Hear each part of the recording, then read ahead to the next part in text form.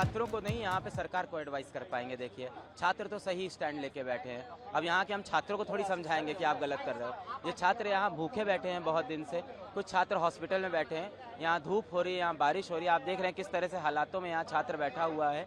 और ये छात्र जब अपने हक की आवाज़ उठाता है तो झारखंड सरकार उसके ऊपर लाठीचार्ज कर देती है, रात के अंधेरे में लाठीचार्ज करती है, इनके ऊपर टीयर गैस फेंकती है, वाटर कैनन चलाती है, छोटे छोटे बच्चों के ऊपर ऐसा करते हैं।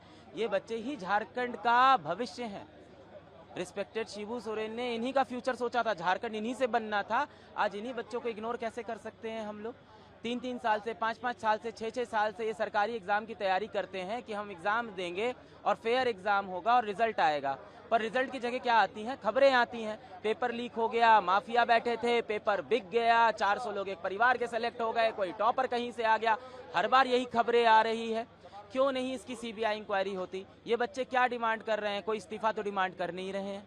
ये बच्चे यही डिमांड कर रहे हैं कि हम सब जानते हैं यहाँ पे एक चोरी हुई है, यहाँ पे कुछ गलतियाँ हुई है, उनकी जांच हो जाए। जांच के लिए कह रहे हैं सीबीआई इंक्वायरी करा दो। सीबीआई इसलिए कह रहे हैं कि एक इंडिपेंडेंट इंक्वायरी होगी, इनको लग रहा है स्टेट की ना हो, एक नेशनल हो। ये कह रहे हैं सीबीआई ना हो तो एक इंडिपेंडेंट टीम बन जाए जिसके अंदर हाई कोर्ट के रिटायर्ड जजेस हो, भाई कम से कम एक इंडिपेंडेंट इंक्वायरी हो, जो लोग पकड़े जाए उनको सजा दी जाए। और मेरी माने तो सजा तो फांसी की होनी चाहिए। इन बच्चों का आप पूरा का पूरा जिंदगी खराब करते हो। इस प्रोटेस्ट में ऐसे बहुत से बच्चे होंगे जिनकी एज लिमिट खत्म हो जाएगी। अब वो जीवन में ना जेएसएससी दे पाएंगे, ना जेपीएससी का एग्जाम दे पाएंगे। 5-5 साल उन्होंने इस एग्जाम को दिया, इसके बाद क्या भविष्य होगा? आपका छोटा भाई होता, 5 साल से एग्जाम की तैयारी कर रहा होता, घर की सारी चीज़ों को छोड़ के, घर की उम्मीद उसके ऊपर होती, हर साल उसके ऊपर पैसे लग रहे होते, हर साल वो आपको फ़ोन कर रहा होता कि भैया बहुत डर लग रहा है, पेपर के पहले क्या होगा क्या होगा। बाद में हर बार पेपर इस तरह से लीक हो जाए, भर्तियों में धांधली हो जाए, आपको कैसा लगेगा? 5 साल बाद आप कैसे उसको बोलोगे कि कोई बात नहीं बेटा आगे बढ़ जाओ ज़िंदगी में? तो ये बच्चों का भविष्य है, झारखंड का भविष्य है, इसको सीरियसली लें। यहाँ पे आए, इन बच्चों से बातें करें, भाई क्या दिक्कत हो रही है? हाँ, क्या दिक्कत हो रही है? साहब को देखिए यहाँ ग्राउंड पे बैठे हुए हैं, साहब भी तो बड़े आदमी यहाँ के बैठे हैं, वो क्यों नहीं आ सकते हैं? तो झारखंड के सीएम साहब से यही निवेदन होगा, सबसे पहले तो आए बच्चों के बीच में, उनके ही देश के बच्चे हैं, उनके ही प्रदेश के बच्चे हैं। आप लाठीचार्ज टीयर गैस की बात कर रहे हैं, इसी सरकार में 2 मंत्री हैं, एक का कहना है कि लाठीचार्ज हुआ ही नहीं, हाँ, और एक का कहना है कि एसओपी के तहत जो मिनिमम कार्रवाई हो सकती थी वो हुई, यानी लाठीचार्ज एसओपी बताएगा। तो फिर वो जाने, इसका मतलब जनता है, जनता सब देख रही है। जिस जनता ने चुन को उनको भेजा है, यही जनता अगली बार ये सब भी देखेगी, ये सारे वीडियोस भी देखेगी, ये बातें भी सुनेगी उनकी कि जिस एसओपी से आपने छोटे बच्चों के ऊपर रात के अंधेरे में लाठी, और कह रहे हैं लाठीचार्ज नहीं हुआ है। तो वो जो वीडियो टहल रहे हैं वो कहाँ के हैं? एआई से बने हुए हैं, या 100 साल पुराने वीडियो हम लोग देख रहे हैं, या झारखंड के नहीं नेपाल के वीडियो हैं जो हम लोग देख रहे हैं रात के 11 बजे के? तो ये सब देखिए, अब झूठ बोल के कोई फ़ायदा नहीं होगा। अच्छाई इसी बात में है कि एक्सेप्ट कर लें कि ये बच्चे झारखंड के हैं।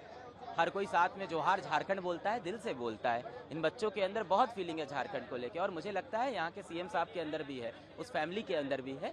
तो मुझे लगता है उनके अंदर भी वो फीलिंग है। उस भाव को वापस जगाएं, वापस बच्चों के बीच में आए, बातें करें और सॉल्व करें। इतना बड़ा मुद्दा नहीं है, यहाँ कोई रेजिग्नेशन की मांग नहीं है कि आप नहीं कर सकते। इससे पहले कि बच्चे और गुस्सा हो जाए, कुछ बच्चे यहाँ भूख हड़ताल में हैं, किसी बच्चे के साथ भगवान ना करे कुछ हो जाए, इससे पहले आ जाइए और इस मुद्दे को संभाल लीजिए। सरकार तो कह रही है कि सीबीआई की जरूरत नहीं है, सीआईडी जांच हो रही है, जो बहुत अच्छे इफेक्टिव तरीके से हो रही है। बच्चे तो यहाँ नहीं मान रहे। बच्चे तो यहाँ पे सीआईडी की पहली रिपोर्ट जो दिखा रहे हैं उसके अंदर बहुत सारी धांधलियाँ उनको दिख रही है। बच्चे कह रहे हैं सीआईडी जांच होगी तो बात दब जाएगी।